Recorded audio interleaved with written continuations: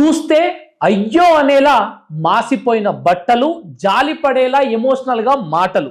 యూసుఫ్ గూడలో ఉన్నటువంటి ఒక టిఫిన్ అమ్ముకునే వారి దగ్గరికి ఈ ప్రత్యూష పోయి ఏం చేసిందో మీరే చూడండి. మాది ఆ రోజు టిఫిన్ సెంటర్ మధ్యాహ్నం అయిపోయిందన్న. ఒక రోజు ఆమె వచ్చింది టిఫిన్ సెంటర్ దగ్గర. మీరు చెప్పినట్టే తన దగ్గర ఒక ట్రాక్ ప్యాంట్, ఒక టీ షర్ట్ వేసుకొని బాగా మాసిపోయిన బట్టలతో వచ్చింది.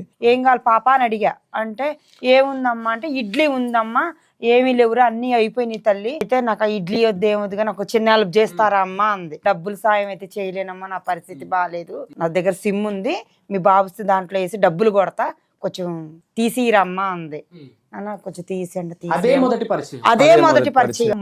మంత్ నెల అంది. సరేలే అని అంది. అంటే పాపం అనుకొని బట్టలు ఉన్నాయి రా అమ్మ, మా పాప బట్టలు అని చెప్పి మా పాప బట్టలు ఇచ్చేస్తా. నేను వేడి నీళ్లు కాగబెట్టి ఇచ్చా.